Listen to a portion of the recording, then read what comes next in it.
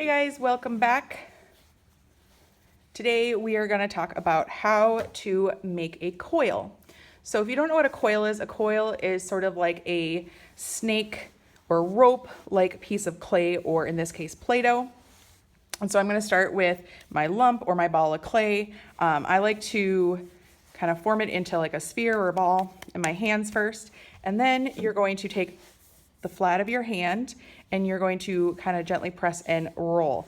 Most of you guys have done this before, you just didn't know what the name for it was called. So this is called making a coil. And I'm pressing kind of gently, because if I press too hard, I'm going to make a pancake. We don't want a pancake, we want a coil. And if that happens, I'm just going to kind of tip it up on its thin side here, and then I'll just give it a gentle press till it's kind of more even. And we're going to just go back and forth along our coil, and it's going to get thinner and thinner, more rope-like. Okay, now it's kind of looking like a cucumber. We're going to keep getting it thinner and thinner.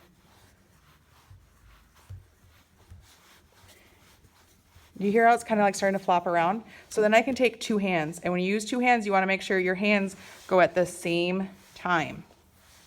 If one hand goes forward and the other one doesn't, you're going to twist this. So make sure they go at the same time. Just keep pressing gently, rolling over the whole thing.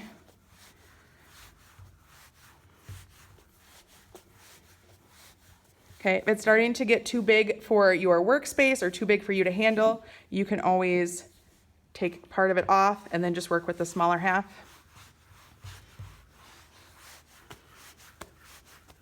Okay, our goal here is to get a coil that's somewhere between the thickness of our thumb and our pinky. So the thickness of one of our fingers. If you have really tiny hands, grab an adult near you, and you don't want it any thicker than their thumb. If it's thicker than an adult's thumb, it's way too thick.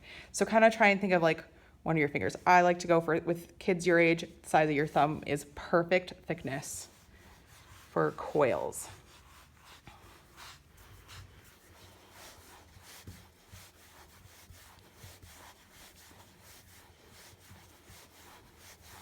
Okay, this is starting to look about right to me. So here's how I'm going to check its thickness. I'm going to pick up the end and hold it up against my thumb. And if they look about the same diameter or thickness around, then we know it's right. Okay, if it looks a little too thick, then you keep rolling it. If it got too thin, you might want to fold it over and roll it again. Okay, but this looks about right for what I want to do. And we're going to use these coils to make our turtle eggs.